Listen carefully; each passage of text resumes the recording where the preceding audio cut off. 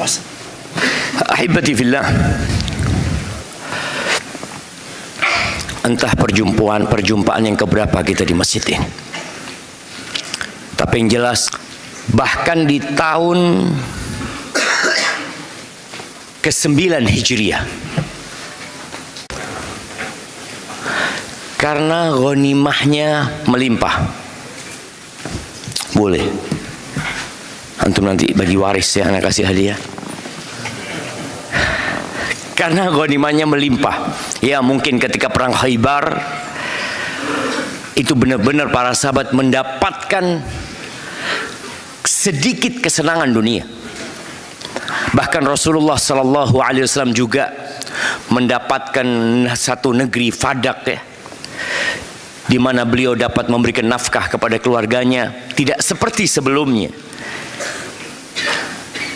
Taraf hidup para sahabat meningkat. Artinya kesejahteraan mereka mulai meningkat. Baik, selain itu, nah, iya Allah banyak memberikan nikmat. Apa nikmatnya gitu? Nah, sudah berjaya. Apa bukti berjayanya? Sudah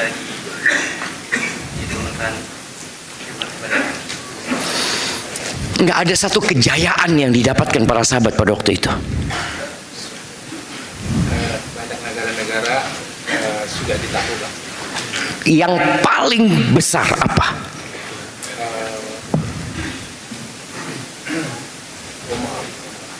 Romawi. Oh belum. Nah, anak kasih hadiah tuh. Enggak apa-apa. Mumpung banyak hadiahnya kita bagi-bagi kan cuma. Kasih buat yang belakang tadi. Nah, satu lagi terakhir. Fathu Makkah. Oh, Masya Allah. Iya, ini kejayaan yang Allah berikan kepada umat Islam pada waktu itu. Musuh bebuyutan mereka itu, yang selama ini perang Badar, perang Uhud, perang Khandaq sama siapa Nabi SAW? Sama Mekah. Dan Mekah sudah ditaklukkan. Jadi para sahabat merasakan kenyamanan. Udah, mau ngapain lagi? Ya udah kita santai sekarang. Ketika mereka santai, Allah perintahkan kepada mereka untuk memerangi Romawi, yang selama ini pasukan terbanyak yang dihadapin umat Islam itu ya 10.000 lah jemaah. Mereka harus menghadapi pasukan yang di beberapa riwayat disebutkan dengan jumlah 200.000. Nggak ada kata santai. Pakai di surat At-Taubah Allah berfirman, ya ayyuhalladzina amanu, di ayat 38 ya. Di surat At-Taubah ayat 38 Allah mengatakan, ya ayyuhalladzina amanu, wahai orang-orang yang beriman, malakum idza qila lakum unfiru fi sabilillah idzaqaltum ilal ard. Wahai orang-orang yang beriman, kenapa kalian? Ada apa dengan kalian? Kok berubah gitu? Yang sebelumnya semangat berjuangnya begitu besarnya, sekarang ini kenapa kalian apabila dikatakan kepada kalian berperanglah kalian di jalan Allah Azza wa Jalla, bangkit, berangkat, pergi, tinggalkan negeri kalian, itsaqaltum ilal ard, kalian jadi berat, condong ke bumi. Bumi yang merupakan tempat pengasingan kita, yang kita tahu semua kita nggak ada yang lama di tempat ini. Kok kalian jadi condong ke sana? Araditum bil hayatid dunya minal akhirah. Apakah kalian sudah merasa nyaman dengan kehidupan dunia? Kalian sudah merasa puas dengan kehidupan dunia ini dibandingkan akhirat? Kalian mau tinggalkan akhirat? Kata Allah, fama mata'ul hayatid dunya fil akhirati illa qalil. Tidaklah kenikmatan dunia dibandingkan akhirat kecuali sedikit sekali. Dan yang sedikit ini sekarang diperebutkan oleh berapa orang? 8 miliar manusia cuma. Udah sedikit rebutan lagi. Ada apa sama kalian gitu. Ini tahun ke-9, bayangin jemaah ya. Mereka mau ditinggal sama Nabi SAW. Karena Rasulullah SAW, kapan Nabi meninggal? Antum? Tahun ke-10, kurang 1. Iya, tahun ke-11 Nabi meninggalkan mereka. Artinya Rasulullah SAW meninggalkan mereka dalam kondisi sahabat paling sempurna. Nggak ada yang ditinggal sama Nabi SAW. Bahkan berkaitan dengan godaan dunia ini. Subhanallah. Allah ingatkan mereka. Ada apa sama kalian? Rasulullah SAW juga bersabda. Beliau mengatakan, ad-dunya, inna dunya hulwatun khadirah. Allah jamaah, dunia ini manis dan hijau. Semakin kesini semakin manis dan semakin hijau. Manis rasanya, hijau warnanya.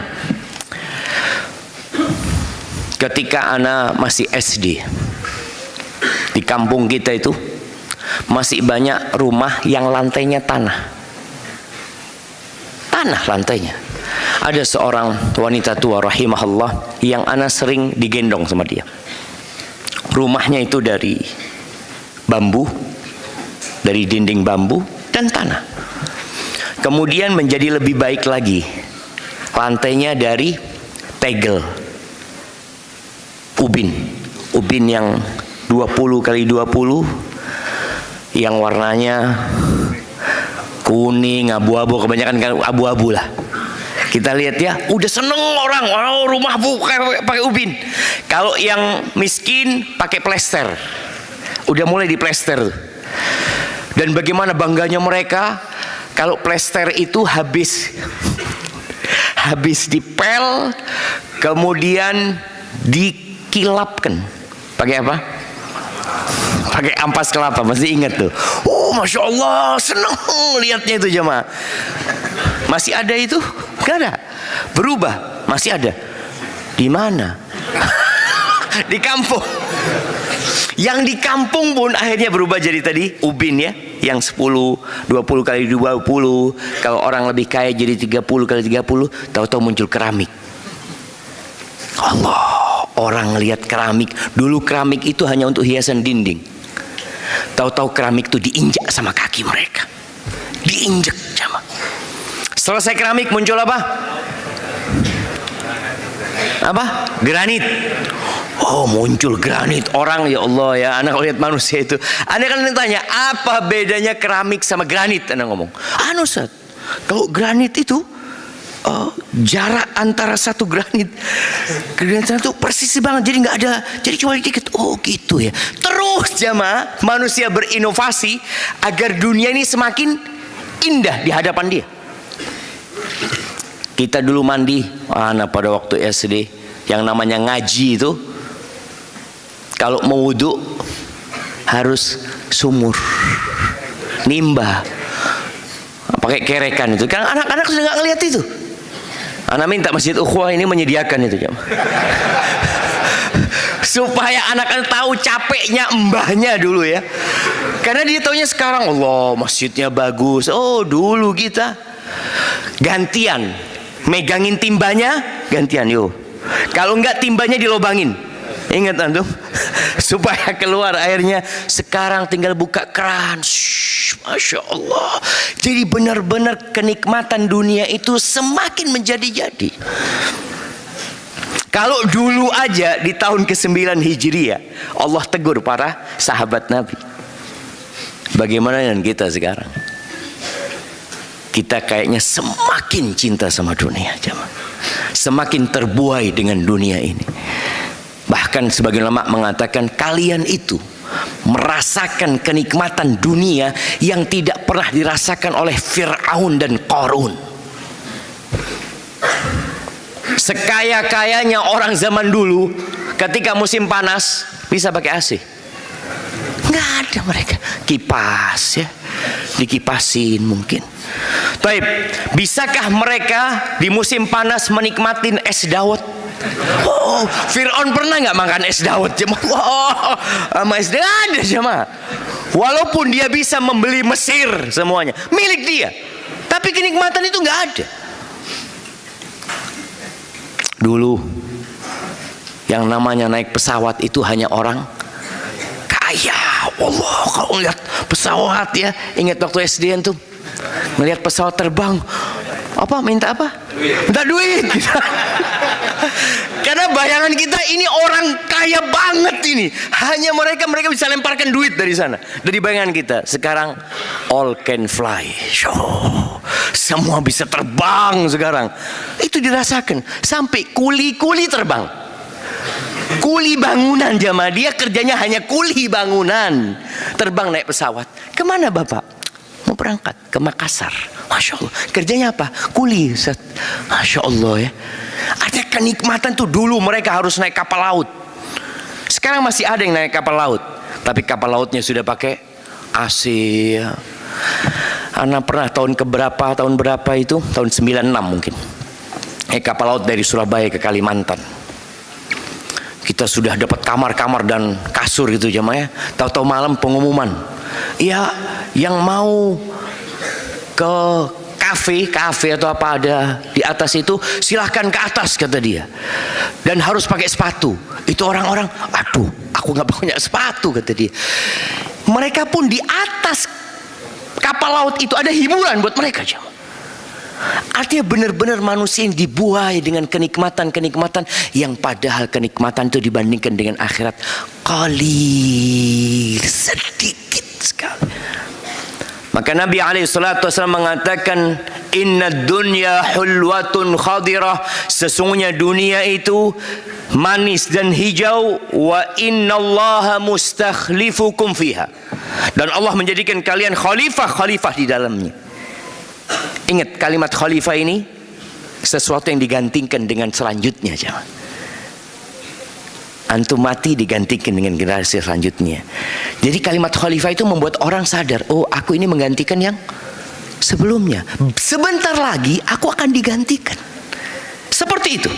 Fayanzur kaifa ta'malun. Maka Allah akan melihat kalian amalnya seperti apa gitu.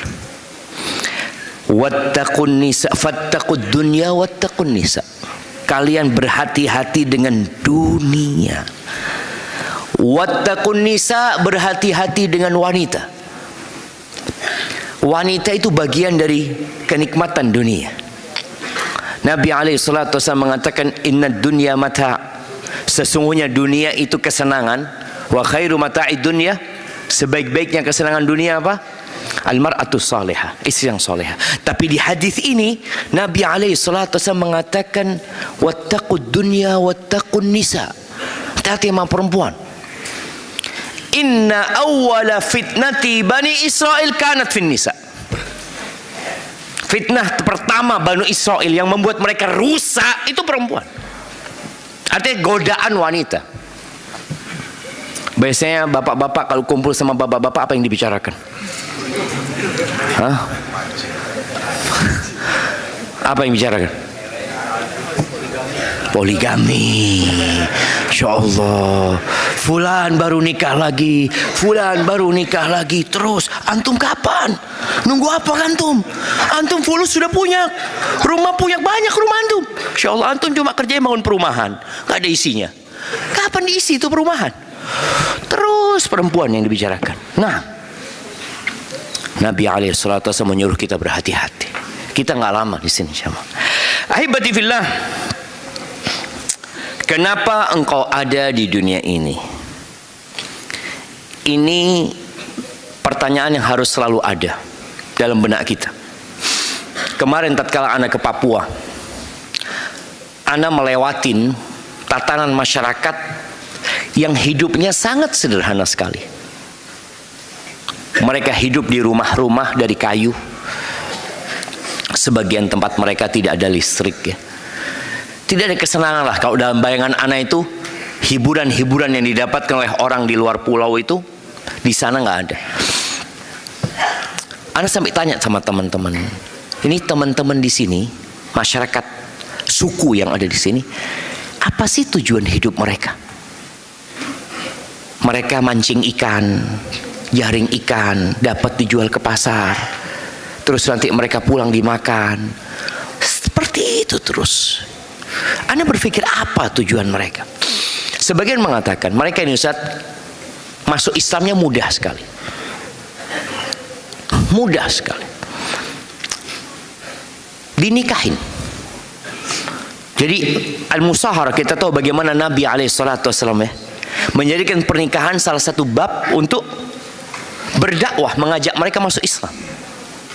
Anda ngomong Masya Allah kalau gitu. Iya, karena mereka nggak tahu mau kemana hidup ini. Tapi kalau nanti ditinggal sama suaminya atau ditinggal sama istrinya, mereka balik lagi. Berarti memang butuh pendidikan yang benar buat mereka agar mereka tetap di atas Islam ini. Maka yang mau nikah berangkat ke Papua. Bener loh jamaah, ini kalau bicara dakwah itu mau dakwah, berangkat bawa salah satu ke sini, didik dengan baik. Insya Allah dia jadi perempuan yang soleha. Dan ini salah satu jalan dakwah. Kembali kepada tujuan hidup. Banyak di antara kita yang tujuan hidupnya nggak jelas. Hidup ini buat apa sebenarnya? Kita dilahirkan, tumbuh besar, lalu kita melihat gemerlapnya dunia. Ya Allah, dunia sekarang ada di tangan antum jemaah. Antum kepingin sarapan apa pagi ini? Dimsum. Tahu-tahu depan rumah, Assalamualaikum. Oh Masya Allah, sedih. Kurang zen, ganti sarapannya, pesan lagi. Baik, Allah dinina bubukkan dengan dunia ini. Apa saja. Dulu perkembangan kenikmatan itu ada orang yang jualan di depan rumah. Ingat yang keliling ya. Masya Allah, duduk depan rumah, tahu-tahu siomay, didorong gitu kan. Kadang-kadang kita makan, ya Allah kurang zen. Tahu habis gitu bakso lewat, apalagi apa, nasi goreng, sate. Sekarang semua itu ada di tangan antum. Antum nggak usah nunggu. Kalau dulu kan nunggu kan, ini jangan-jangan nggak lewat ini. Tahu-tahu lewat, habis, aduh habis gitu kan. Kita punya kejadian-kejadian dalam hidup seperti sekarang jamaah, subhanallah, merasakan kenikmatan itu. Dan duit semakin tidak berharga. Antum ngelihat 500 perak kadangkala ya di rumah, anda ngelihat di rumah anda 500 perak kadangkala di pojokan, di bawah ya. Dulu jamaah, Masya Allah, kita taruh di kantong kita bersyukur alhamdulillah. Sekarang anak SD berapa uang sakunya? 10.000. Masya Allah, anak ingat waktu anak SD terakhir kelas 6 itu anak kasih uang saku 75 perak. Kemudian anak masuk ke pesantren dikasih uang saku 1 bulan 5.000. 1 bulan 5.000. Pulang jemaah masih ada sisanya 5.000 itu. Ketika anak lulus dari pondok, anak ngajar jemaah, pengabdian, anak semangat banget ngajar karena digaji 30.000. Sekarang duit 30.000, buat apa Ustaz? Sebulan kerja dikasih 30.000 jemaah. Makanya semua jadi lebih mudah. Semua jadi lebih nyaman buat kita, buat anak-anak kita. Tapi kata Nabi SAW, ma min zamanin illa walladhi ba'dahu syarrun minhu. Tidak ada satu masa kecuali yang sesudahnya lebih buruk daripada yang sebelum. Semua fasilitas, semua kemudahan itu seakan-akan mengantarkan kita untuk lupa dengan tujuan hidup kita. Sebagian kita dalam kehidupan ini menjadikan urusan yang sekunder sebagai urusan yang primer. Dan dibalik, yang primer dia jadikan sekunder. Makanya kita akan mendapati manusia-manusia yang menjadikan sampingan sebagai hal yang utama dalam hidup dia. Dan skala prioritas ini kalau tidak didudukkan dan direnungkan oleh setiap manusia, maka kacau hidupnya. Apakah yang menjadi urusan utama manusia di masa sekarang ini, jemaah? Harta. Kita pikir apa istilahnya? UUD. Ujung-ujungnya duit. Selalu duit. Kemarin ana dengar UUD dari seorang yang maknanya berbeda. Dia cerita, Ustaz, semua UUD pokoknya, Ustaz. Waduh. Ana taunya ujung-ujungnya duit. Enggak, Ustaz. Ujung-ujungnya dakwah. Oh. Jadi ternyata UUD itu punya makna positif. Bagi orang yang pikirannya akhirat, ketika pikirannya dunia, semua dihitung dengan fulus, maka uang itu jadi hal yang paling utama dalam kehidupan sebagian manusia. Yang kedua, karir. Makanya sebagian orang tua bagaimana menyekolahkan anaknya, untuk apa? Untuk dapat kerjaan yang bagus, kemudian harta berlimpah, dan karirnya terus naik. Dan kita sekarang berada di tahun politik. Ya? Apa yang jadi hal utama oleh sebagian manusia? Kursi, kekuasaan. Dia berpikir itu yang paling utama dalam hidupnya. Adapun urusan sholat, urusan ibadah, urusan puasa, itu kajian ilmu yang merupakan hidup buat ruh manusia, itu sampingan. Kalau ada waktu baru datang ke masjid. Kalau ada waktu baru sholat. Dan kita lihat bagaimana orang menunda sholat sampai keluar waktunya. Bagaimana dia melakukan rapat, ya. Untuk apa rapat itu? Untuk membuat perusahaan itu semakin maju. Kadangkala waktu sholat tiba, mereka nggak sholat. Dan kita melihat kalau ada seorang yang izin di rapat itu, maaf saya mau sholat dulu, boleh nggak? Jangan dulu, nggak, masih rapat. Oke, maaf mau ke toilet. Oh, fadhol. Kita lihat bagaimana mereka melihat yang primer jadi sekunder, yang sekunder jadi primer. Urusan sholat, oh tenang, gampang sholat itu. Urusan ke toilet, oh jangan. Jadi kita lebih fokus dengan urusan fisik kita. Orang lebih fokus dengan urusan penampilannya daripada urusan hatinya. Itu sekarang. Ana tadi malam ngobrol sama putri Ana di kamar. Biasalah anak-anak itu kepingin eksis di media sosial, ya, ini itu macam-macam. Ana ngomong, wanita itu boleh eksis di media sosial, tapi dengan 3 hal. Yang pertama, keahlian dia. Yang kedua, keterampilan dia.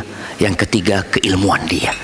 Bukan dengan fisiknya, bukan dengan penampilannya. Lah, dia menjual diri akhirnya. Ketika yang dia lakukan hanya penampilan, apalagi sekarang ya dengan adanya media yang ada, orang itu hanya goyang-goyang kepala, kasih tanda gini, nanti miring kanan, miring kiri. Allah, apa yang dia berikan kepada masyarakat? Subhanallah jemaah. Itu sekarang yang diperhatikan oleh manusia adalah penampilan. Kita pun kalau pilih baju yang bagus, lupa bahwa yang dilihat sama Allah adalah hati kita. Lupa bahwa baju kita yang kita pakai akan dilepas selama-lamanya. Sebagian orang itu bajunya nggak bisa dilepas, jemaah. Ketika dia mati harus digunting, bajunya digunting. Nggak penting baju ini sebenarnya. Kenapa? Karena engkau akan berjumpa dengan Allah dalam kondisi telanjang. Pakaianmu nanti, amalanmu yang kau lakukan. Ahibati billah, Di surat Yunus ayat 58.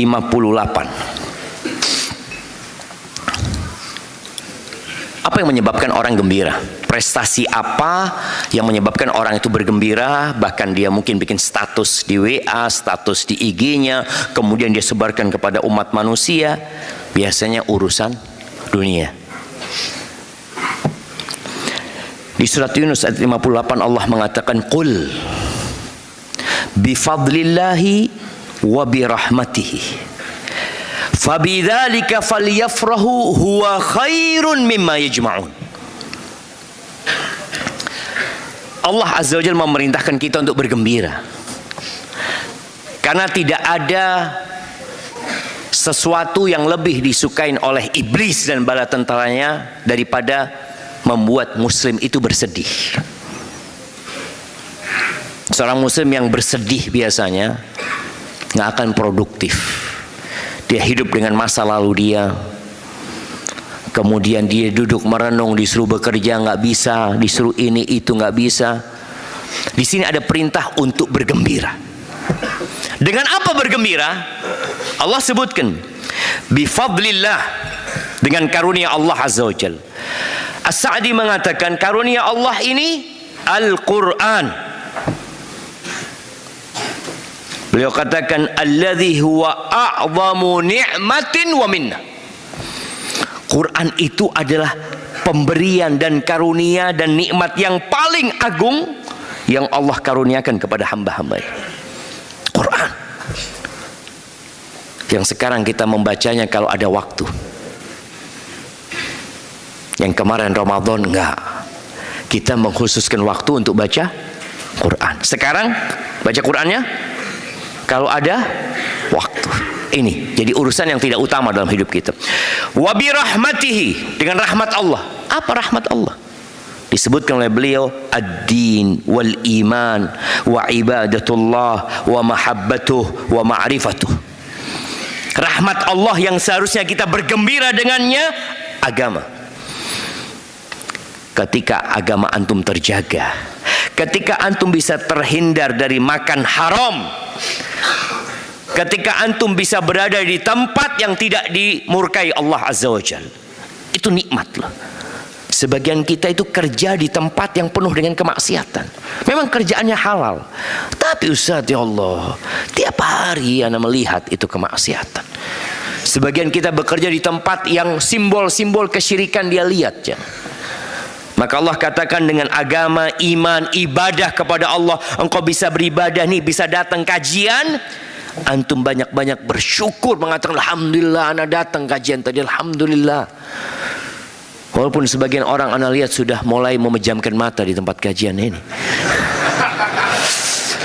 Tapi alhamdulillah Ustaz, ana tadi kajian ya seperempat lah dapat. Seperempat. Tapi nikmat, tetap bisa menikmatin. Kemudian wa mahabbatin, kau bisa cinta sama Allah. Kau bicara cinta sama Allah, ketika kau dikasih dua pilihan akan tampak cintamu. Nah, kalau lebih cinta dunia atau cinta Allah Azza wa Jalla. Ketika ditawarkan kepada engkau sebuah pekerjaan yang di situ ada unsur kemaksiatan dengan gaji yang lebih tinggi, atau posisimu tetap di posisi itu tapi gajimu tetap, kau selamat agamamu, mana engkau yang akan pilih?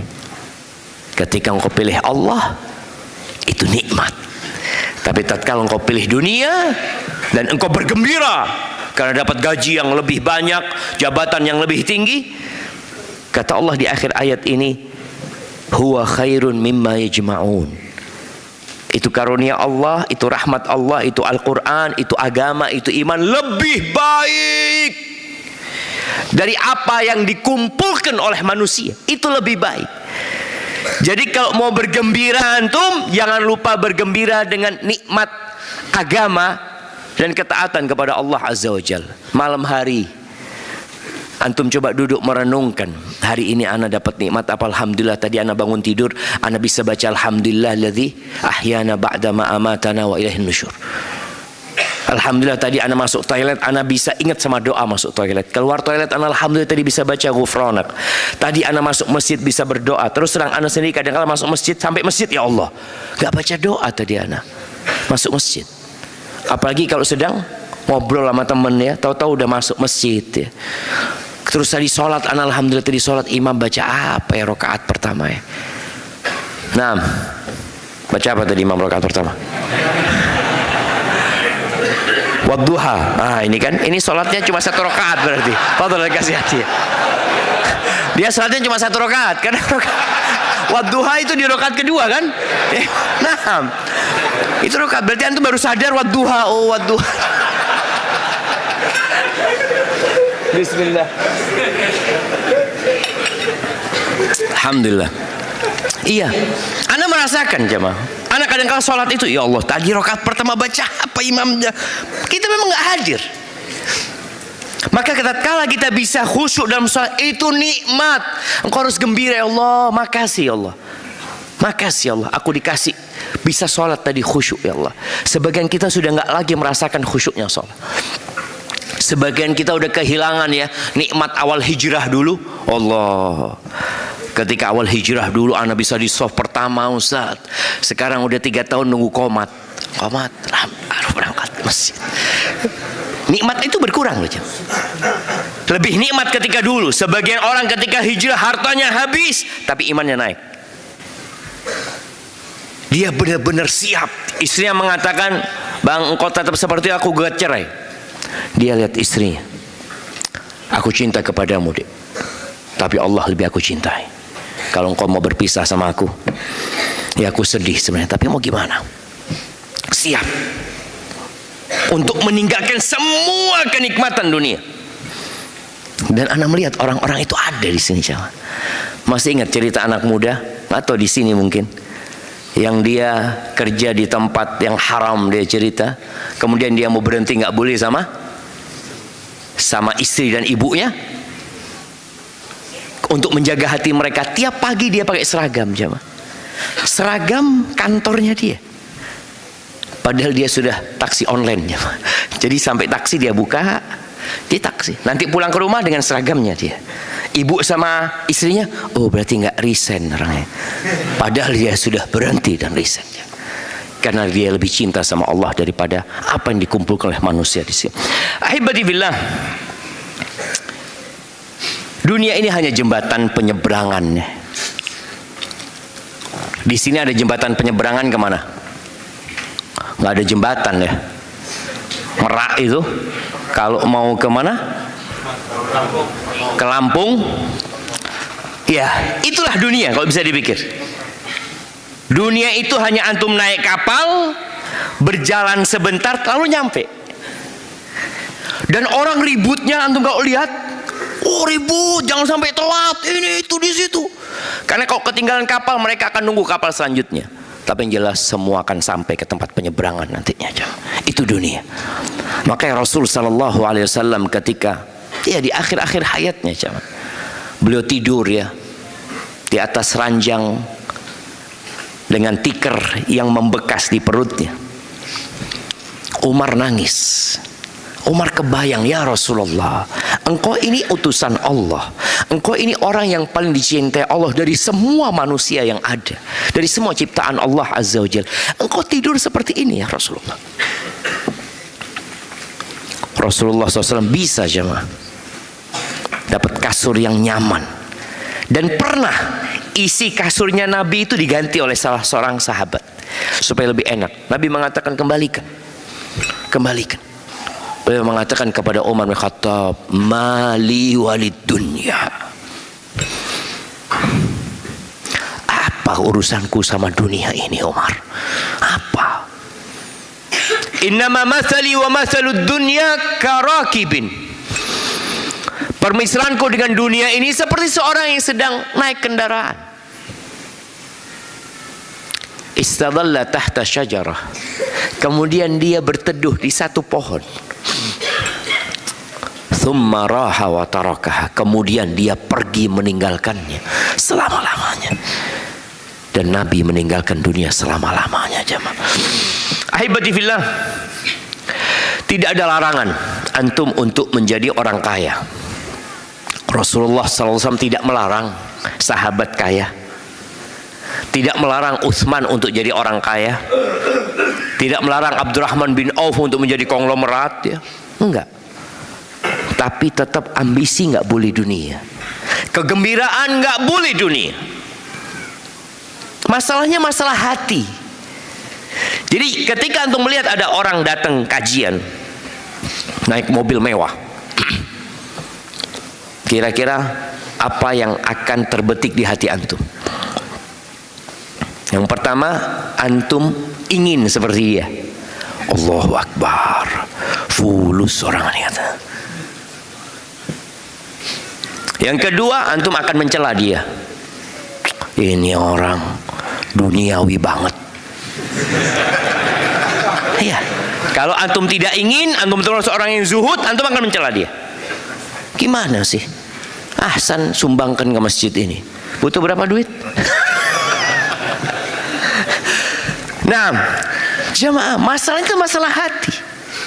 Makanya tatkala seorang sahabat Nabi mendengar hadis dari Rasulullah SAW tentang kesombongan, maka dia langsung bertanya, ya Rasulullah, ahaduna, sebagian kita itu ya kepingin bajunya bagus, kepingin sandalnya bagus. Ada orang yang memang peduli jamaah dengan penampilan ya, dia suka dengan hal itu. Boleh enggak?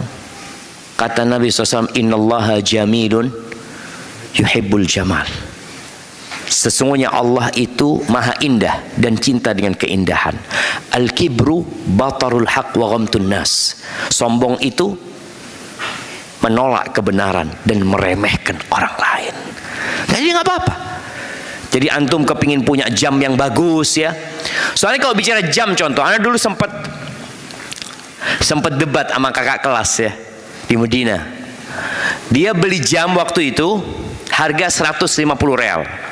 Ini mahasiswa kalau beli jam 150 real itu udah orang kaya aja mah. Berapa 150 real? Ya 600 ribu. Ana beli jam waktu itu 15 real. Berapa? 60 ribu. Ana ngomong sama dia, bang, apa bedanya jam ana sama antum? Kan waktunya sama kan? Apa kalau harganya 150 real jadi waktunya bisa 25 jam? Nggak ada. Tetap ya beda lah kata dia. Ini kan lebih bagus macam-macam. Setelah berpikir, oh iya nggak apa-apa sebenarnya. Nggak apa-apa. Nah, sekarang anak ketemu sama orang di Madinah waktu itu.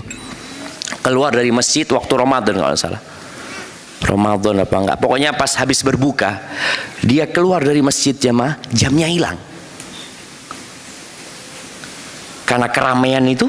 Ada kayaknya yang ngambil jamnya dia aja. Tanya sama seorang ustadz, berapa harga jamnya bang? Oh enggak mahal ustadz, kata dia. Berapa bang? Cuma 200 juta.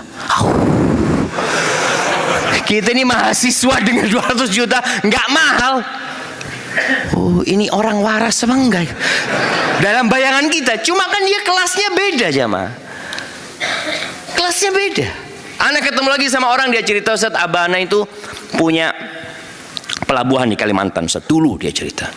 Ya seharinya kotor itu Ustaz 500 juta lah Ustaz. Ya pantas beli jam 200 juta nggak mahal ya mah. Sehari 500 juta dia dapat ya mah. Jadi kelasnya tadi kita jangan melihat ketika orang punya mobil bagus, barang bagus, lalu kita mengatakan oh ini orang ini duniawi. Enggak. Yang dia lakukan tidak terlarang. Tapi hatinya yang harus dijaga. Jangan sampai ambisinya dunia, jangan sampai melakukan itu hanya untuk pamer dan merendahkan orang lain, itu bermasalah. Walaupun hidup sederhana lebih baik.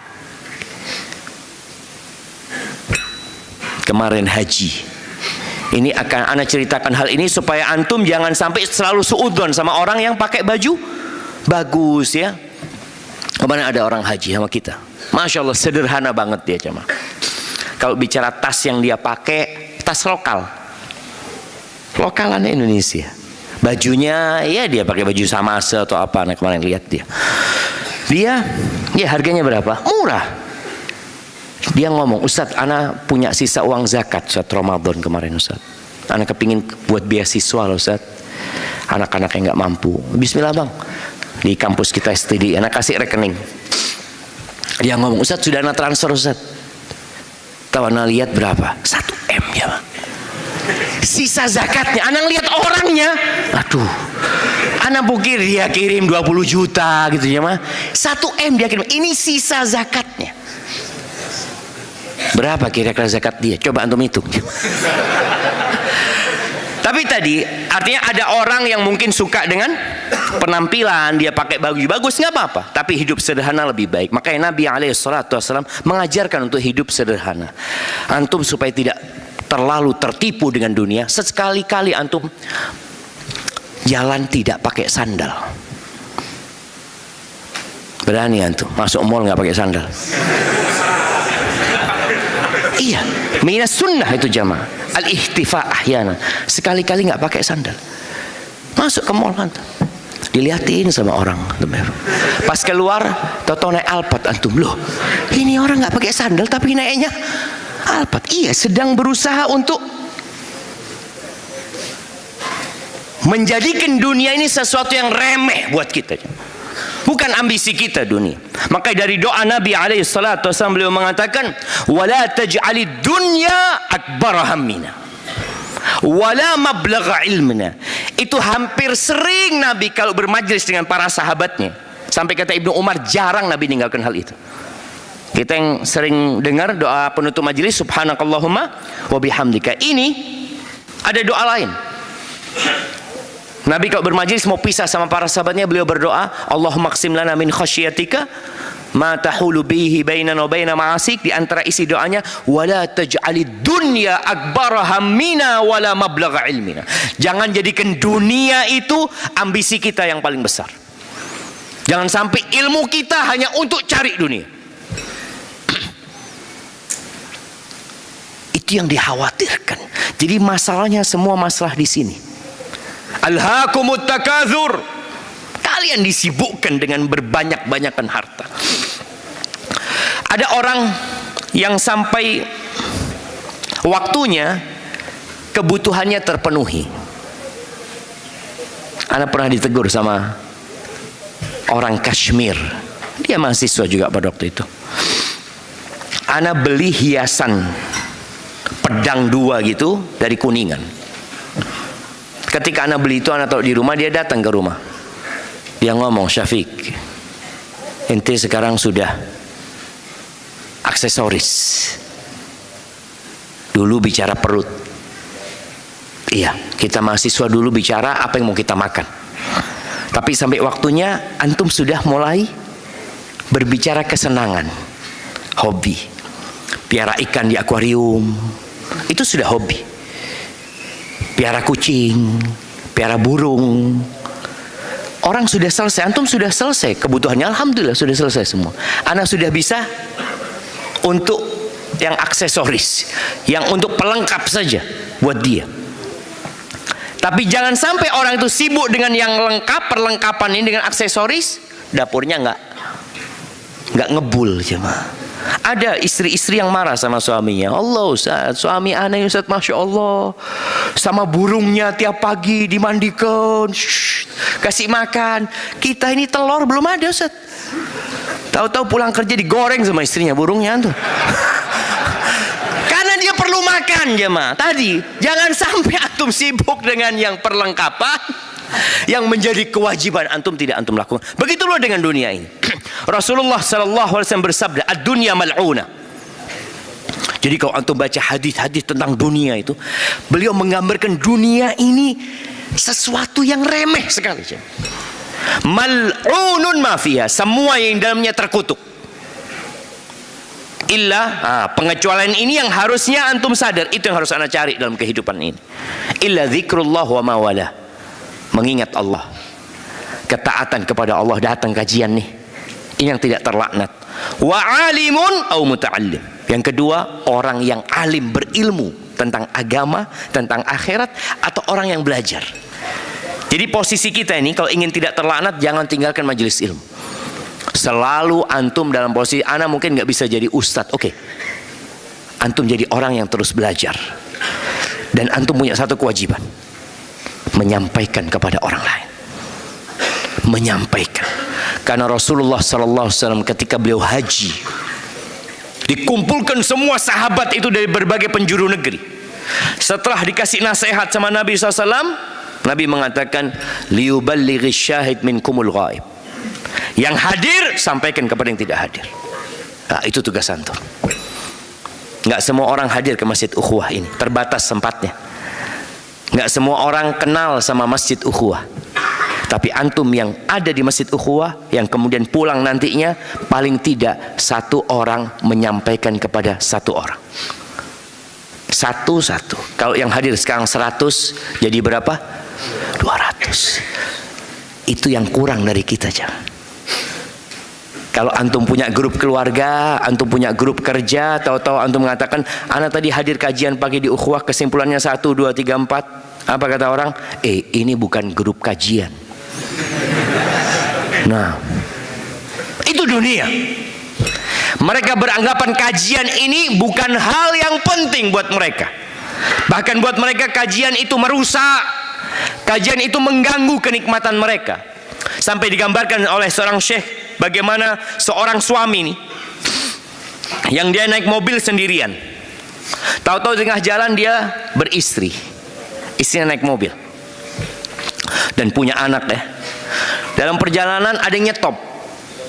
Dan nyetop ingin naik ke mobil itu. Dengan pakaian yang indah ya, yang menyenangkan. Ditanya, antum siapa? Kata dia, ana harta, boleh ikut. Gak usah musyawarah sama istrinya. Bismillah, naik. Tengah jalan lagi ada yang nyetop lagi. Antum siapa? Ana jabatan. Gimana? Naik. Terus dia kumpulkan di mobil dia, dunia ini jemaah. Tahu-tahu nanti di akhir ada orang sepuh jemaah, jenggotnya udah putih, nyetop. Berhenti juga mobil ini. Kamu siapa?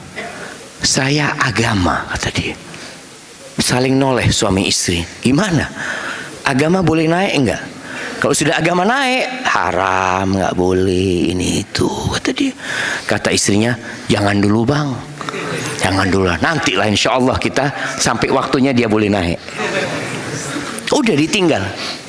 Tahu-tahu suaminya mati, istri yang menggantikan kendali, dan tidak pernah ada agama dalam mobil itu. Itu yang terjadi dengan saudara-saudara kita banyak jamaah. Tugas antum sampaikan kepada mereka. Antum akan dicela, antum akan dibenci, nggak apa-apa. Kadang-kala kita ingin semua orang suka sama kita, nggak bakalan bisa. Antum kalau jadi orang paling jahat, orang yang paling baik akan benci sama antum. Kalau antum jadi orang terbaik, orang paling jahat akan benci sama antum. Itu sunnatullahnya. Maka jangan pernah berpikir mencari keridhaan manusia. Kemudian kita tahu Allah berfirman di surat Ar-Rahman ayat 26 sampai 27. Kullu man 'alaiha fan. Kullu, semua yang ada di atas bumi ini fana. Fana cuma akan hilang, akan sirna. Wa yabqa wajhu rabbika dzul jalali wal ikram. Yang tetap itu wajah Allah yang maha agung, yang maha mulia. Maka carilah yang kekal dan abadi agar engkau dikasih kekekalan dan keabadian oleh Allah SWT. Tapi memang ada orang yang keyakinannya dengan akhirat itu lemah. Harapan dia untuk berjumpa dengan Allah kadang-kala juga nggak ada. Di surat Yunus ayat 7 dan 8 Allah mengatakan, innalladzina la yarjuna liqa'ana. Kata Allah, sesungguhnya orang-orang yang tidak berharap perjumpaan dengan kita. Waradu bil hayatid dunya, dan mereka ridha, puas dengan kehidupan dunia. Watma'annu biha, tenang dengan kursinya dia tenang, dengan jabatannya dia nyaman, dengan harta yang dia milikin dia hidup dalam kedamaian. Walladzina hum an ayatina ghafilun, dan mereka adalah orang-orang yang dengan ayat-ayat kami lalai. Dikasih peringatan nggak mau, nggak didengarkan. Antum kalau pegang handphone, kalau sudah mulai scrolling apa? Scroll WA atau scroll IG atau apa aja, biasanya kalau sudah ada nasihat-nasihat, antum skip. Tapi kalau ada yang menarik, antum berhentikan. Apa ini? Nanti ada ayat lagi, skip. Ya, mereka orang-orang dengan ayat-ayat kami lalai, ditinggalkan. Apa kata Allah? Ulaika ma'wahumun nar. Tempat mereka neraka. Bima kanu yaksibun, karena perbuatan mereka. Dunia ini tempat beramal, jamaah. Dan sedikit azab akhirat. Antum sering dengar hadis Nabi SAW bahwa akan didatangkan orang yang paling senang hidupnya di dunia, lalu dicelup satu celupan ke neraka. Ditanya, hal ra'aita khairan qat, engkau pernah melihat kebaikan dalam hidupmu? Hal marra bika na'imun qat, pernah lewat aja kenikmatan, padahal dia orang paling senang hidupnya di dunia. Setelah satu celupan neraka dia lupa dengan segalanya. Maka ingat, dunia ini sijnul mu'min, penjara buat orang beriman. Wallah, penjara aja. Ana merasakan penjara itu. Mau ini nggak boleh, mau itu nggak boleh. Lagi enak-enak tiduran, tahu-tahu hayya 'alas shalah, aduh sholat lagi. Kemudian ada lagi yang menyampaikan, oh laki-laki sholatnya di masjid. Kalau sholat di rumah, laki-laki itu laki-laki soleha. Kalau sholat di masjid baru laki-laki soleh. Aduh, berangkat ke masjid lagi. Panas-panas sholat zuhur kita ke masjid. Subuh-subuh datang ke masjid kayak antum nih. Datang dari tempat yang jauh. Hadhi dunia sijnul mu'min, penjara. Kalau antum di dunia tidak merasakan di penjara, bahaya. Ustaz, ana alhamdulillah sudah keluar dari penjara dunia, Ustaz. Oh, mati antum keluar dari penjara dunia. Tapi kalau antum masih hidup di dunia dan antum tidak merasakan di penjara, bermasalah sama antum. Makanya perlu ditransfer prinsip bahwa dunia ini penjara, sehingga orang itu tahu, enggak, insya Allah akan keluar. Iya, antum siap-siap keluar dari penjara. Siapa yang pernah masuk penjara? Anak kasih hadiah. Adalah jamaah. Ada yang pernah masuk penjara? Anak pernah masuk penjara, jamaah. Tapi kajian antum, bukan di penjara. Anak lihat di Jember itu ada tulisannya, pintu gerbang itu pintu taubat. Jadi kalau keluar dari sana, tobat dia. Padahal dia keluar penjara, masuk penjara. Itu yang harus diingatkan. Antum keluar dari penjara sempit itu, kemudian antum keluar seakan-akan bebas, saya bebas. Enggak, antum di penjara. Cuma pagernya lebih luas lagi. Antum bisa merasakan hal itu. Kita di penjara, aturan-aturan yang begitu beratnya. Buat nafsu manusia berat aturan-aturan, padahal mudah sebenarnya. Antum lihat ketika puasa, gimana orang beriman ketika melihat yang lainnya pada minum es krim di pinggir jalan. Allahu Akbar. Kita cuma Allah, nanti nunggu maghrib anakku kan itu. Artinya kita tahu ada waktunya kita bisa melakukan itu. Wahada penjara. Maka tolong selalu ingatkan kepada anak-anak kita, keluarga kita, kita sedang di penjara.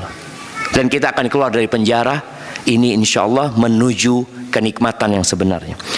Ahibati billah, sebagian orang menganggap kenikmatan dunia segala-galanya.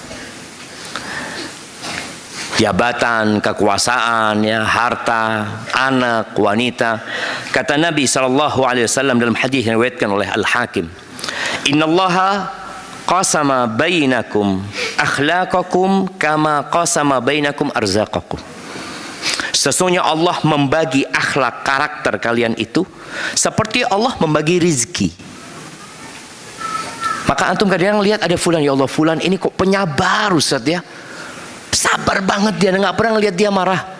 Satunya dilihat, wallah fulan Ustaz ini dicolek dikit kayak kiamat sudah. Ada kayak gitu cuma. Antum melihat karakter orang berbeda-beda. Ntar nih parkiran, antum lihat ada yang orang masya Allah, ada motor mau keluar dia bantuin keluar. Tapi ada yang motor mau keluar dia cuma liatin dong. Ada manusia kayak gitu jemaah. Lihat tadi sampah, nanti antum lihat ada gelas ya, gelas kosong ya, yang nggak dipindah ke tempat sampah. Dia cuma berdiri berpikir, siapa yang melakukan ini? Terus dia tinggal. Bukan dia ambil dia buang, enggak. Tapi ada orang yang lihat dia ambil dia buang, selesai. Mungkin orang itu lupa atau apa, dia selalu husnudzon sama saudaranya. Nabi SAW mengatakan Allah berbagi akhlak, karakter seperti berbagi rezeki kepada kalian. Lalu Nabi mengatakan SAW, wa innallaha yu'tid dunya man yuhibbu wa man la yuhib. Allah berbagi dunia ini kepada orang yang Allah cintai dan kepada orang yang Allah tidak cintain. Makanya kadang-kala yang soft pertama itu nggak selalu kaya jemaah. Bahkan kadang-kala soft pertama ini kumpulan orang-orang yang punya utang nih, dilihat. Masya Allah. Ini kenapa soft pertama ya? Alhamdulillah Ustaz. Kalau sudah fulusnya banyak, ya soft kedua, soft ketiga. Kalau dia sudah Masya Allah tambah lagi buka cabang dan ini, jadi imam dia jemaah. Imamul masbuqin. Imam orang-orang masbuk semua dia jadi imamnya. Itu kalau kita lihat dunia kayak gitu. Maka dikatakan di sini Allah berbagi dunia kepada orang yang Allah cintai dan kepada orang yang Allah tidak cintai. Jadi jangan sampai antum berkecil hati. Ketika antum ana ini sudah berusaha Ustaz, kerja keras, tapi terus terang sampai hari ini utang belum lunas. Rumah masih ngontrak sampai sekarang Ustaz. Dan ya awal bulan ini mulai yang punya kontrakan WA kapan ini bayarnya ini dan itu, ada orang seperti itu. Lalu antum berpikir apa Allah nggak cinta sama anak? Bukan, itu bukan ukuran cinta. Bukan. Rasulullah SAW meninggal dunia, baju besinya digadaikan. Padahal beliau adalah makhluk yang paling Allah cintai. Bajunya digadaikan untuk makan jangan, untuk beli gandum. Maka sekali lagi jangan sampai antum merasa Allah kok nggak cinta sama anak setelah kenal manhaj ini, anak setelah belajar, setelah ngaji, kok anak semakin susah hidup anak Ustaz ya. Karena memang dunia ini bukan standar untuk mengetahui Allah cinta atau tidak, enggak. Lalu Nabi mengatakan alaihi salatu wasallam, wala yu'til imana illa man yuhib. Dan Allah tidak memberikan keimanan kecuali kepada orang yang Allah cintai. Jadi kalau kepingin tahu engkau dicintai Allah atau tidak, lihat bagaimana hubunganmu dengan Al-Quran, bagaimana hubunganmu dengan sholat malam, bagaimana hubunganmu dengan sholat duha, bagaimana hubunganmu dengan sholat 5 waktu. Kalau antum bisa ke masjid setelah azan dikumandangkan, Masya Allah syama. Sa'id ibn Musayyib ya, Sa'id ibn Musayyib radhiyallahu ta'ala anhu, dia 20 tahun jemaah nggak pernah melihat punggungnya orang. Selalu di soft pertama, sholatnya di Masjid Nabawi. Bagaimana antum? Sama Ustaz. Ana 20 tahun nggak pernah ngelihat punggungnya orang, karena di masjid ana satu soft aja Ustaz. Satu soft dong dia nggak pernah, walaupun masbuk soft pertama. Masbuk dia dapat tasyahud akhir itu masih soft pertama, kan ada sebagian masjid kayak gitu jemaah. Ini enggak, ini masjid yang Masya Allah tapi dia nggak pernah ngelihat punggungnya orang jemaah. 20 tahun. Itu berarti Allah kasih keimanan buat antum. Ada orang yang mengatakan alhamdulillah Ustaz, ana ya sejak ana umur 50 tahun itu selalu jam 3 bangun, kayak ada yang membangunkan Ustaz. Dan ana bisa sholat malam. Itu nikmat. Ada lagi orang alhamdulillah Ustaz, anak tadi malam jam 3 bangun Ustaz. Nggak biasanya. Tapi anak bangun tanpa ada yang membangunkan Ustaz. Ngapain? Nonton bola Ustaz. Ada orang kayak gitu Ustaz. Orang berpikir, antum lihat ya bagaimana manusia yang pagi hari cerita, oh tadi malam bola ini. Karena berita bola anak heran, kenapa berita bola selalu malam ya? Karena mungkin mainnya di luar negeri sana jemaah. Dan itu godaan lagi buat orang-orang. Ada yang melakukan hal itu. Maka tolong antum lihat ucapan Nabi SAW. Allah tidak berbagi keimanan kecuali kepada orang yang Allah cintai. Maka kalau secara ekonomi antum susah, secara pekerjaan antum mungkin terhina, maka jangan sampai berkecil hati memandang dunia ini segala-galanya. Ahibati fillah, Allah Azza wa Jalla berfirman di surat Fatir ya, ya ayuhan nas, ayat 5. Kata Allah, wahai umat manusia, inna wa'dallahi haq. Sesungguhnya janji Allah itu benar. Fala taghurrannakumul hayatud dunya. Kalian jangan tertipu dengan kehidupan dunia. Janji Allah akan adanya surga, adanya neraka, adanya hisab, adanya nikmat kubur, itu benar. Maka jangan tertipu dengan kehidupan dunia. Wala yaghurrannakum billahil gharur. Kalian jangan tertipu dengan gharur, tukang tipu. Siapa tukang tipu itu? Iblis. Nabi Adam sudah ditipu sama iblis. Apa katanya?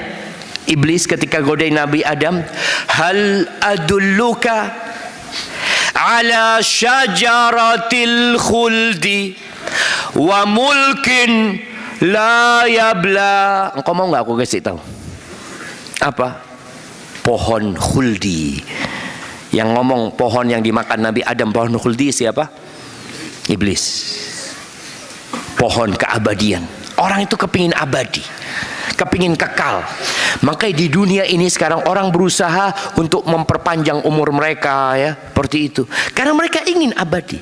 Dan ini jadi godaan iblis. Engkau mau nggak aku kasih tahu pohon keabadian dan kerajaan yang tidak ada habisnya? Mau Nabi Adam. Tapi ternyata bohong. Makan dari buah itu turun ke dunia.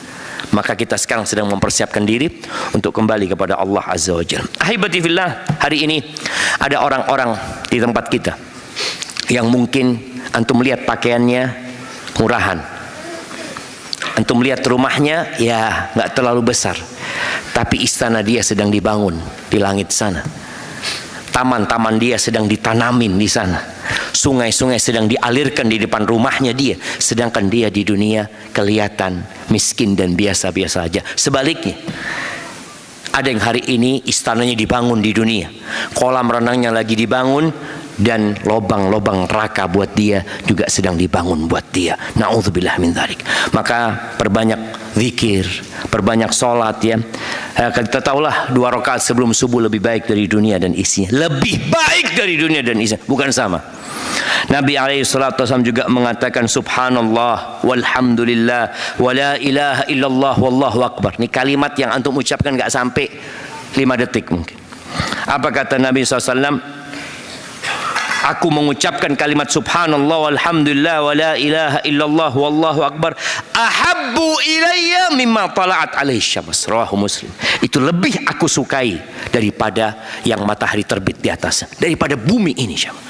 Ucapan itu subhanallah walhamdulillah wa la ilaha illallah wallahu akbar. Satu ayat. Sahabat Nabi ada kira-kira 80 orang jamaah yang nggak punya rumah. Tidurnya di mana? Di masjid. Yang mereka dikenal dengan ashab as-suffah, ya. Jadi Masjid Nabawi bagian belakang itu ada plengsengannya gitu jamaah, ya. Tapi dari daun kurma, ya. Mereka tidur di situ. 80 orang. Ya nanti berkurang, bertambah kira-kira segitu. Suatu hari katanya Uqbah bin Amir radhiyallahu anhu, kharaja Rasulullah sallallahu alaihi wasallam wa nahnu fi suffah. Nabi keluar dari rumahnya, kita pada waktu itu sedang ada di suffah sallallahu alaihi wasallam. Lalu Nabi berkata kepada kita yang lagi duduk-duduk di suffah ini, ayyukum yuhibbu an yaghdu kulla yawmin ila Budhan au ila al-Aqiq. Siapa di antara kalian yang mau, yang punya keinginan setiap pagi berangkat ke pasar, namanya pasar Budhan dan pasar Aqiq. Ini pasar binatang, pasar hewan, ternak, dan pasar lah secara umum. Fayati minhu binaqatain qaumawain. Lalu dia pulang dari pasar itu bawa 2 ekor onta yang punuknya besar. Fi ghairi ithmin wala qati'ati rahim. Dia mendapatkan itu tanpa berbuat dosa. Bukan dengan mencuri, bukan dengan merampok, bukan dengan memutuskan silaturahim, enggak. Dia dapat halal, dia dapat 2 ekor onta tiap pagi. Apa kata para sahabat? Faqulna ya Rasul, ini sahabat miskin semua aja mah, enggak punya rumah. Mereka mengatakan nuhibbu dzalik, mau kami ingin itu ya Rasulullah, kata dia. Apa kata Nabi SAW? Afala yaghdu ahadukum ilal masjid faya'lam au yaqra ayatain min kitabillah. Kalau kalian mau, ya sudah, solusinya kalian berangkat ke masjid tiap pagi, lalu kalian belajar ngaji kayak kita nih sekarang ngaji nih, Au yaqra, atau dia baca 2 ayat dari kitab Allah, itu lebih baik dari 2 ekor onta.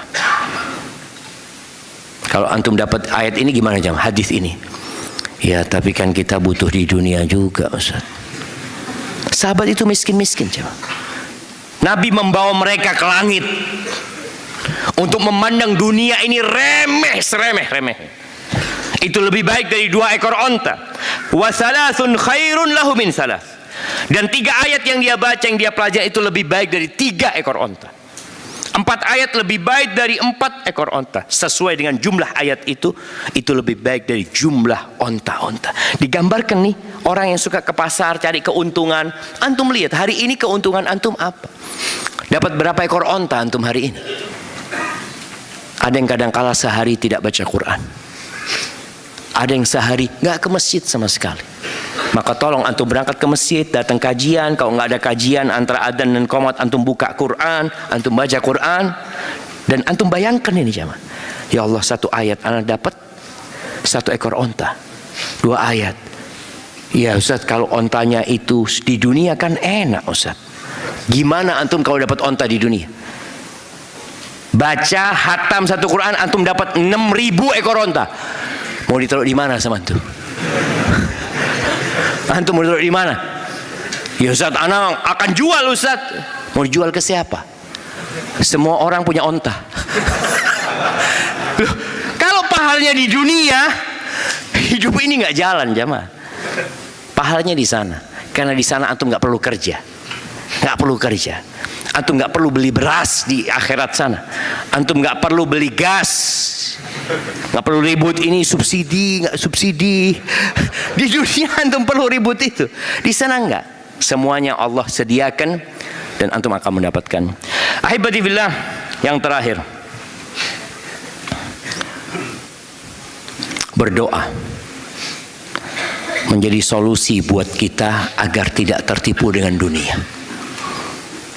Tadi, jangan jadikan dunia itu ambisi kita yang paling besar. Yang kedua, ziarah kubur itu juga menjadi solusi agar kita tidak tertipu dengan dunia. Antum berangkat, ketika antum dapat masalah, sedih ya, bawa istri antum, bawa anak-anak antum, lihat tuh kuburan. Apa sih yang diberatkan dari kehidupan dunia ini? Kalau antum orang kaya raya, antum akan jadi miskin. Hilang semuanya. Kalau antum orang miskin, selesai urusan antum. Antum punya penyakit, anak punya penyakit kanker stadium 4, bentar lagi habis kanker itu. Habis. Sesusah apapun antum hidup, ketika antum ingat dengan kematian, maka itu akan membuat ringan. Bentar lagi aku akan tinggalkan dunia ini. Bagaimana sebelum antum meninggalkan dunia, antum sudah punya persiapan yang matang. Jamaah rahimakumullah, itu mungkin yang dapat ana sampaikan pada kesempatan kali ini. Ana mohon maaf ya, karena ana harus meninggalkan PSD, berangkat ke Bandung. Yang benar dari Allah, yang salah dari diri ana pribadi. Allah dan Rasulnya terbebaskan dari kesalahan itu. Subhanakallahumma wa bihamdika asyhadu an la ilaha illa anta astaghfiruka wa atubu ilaik. Assalamualaikum warahmatullahi wabarakatuh.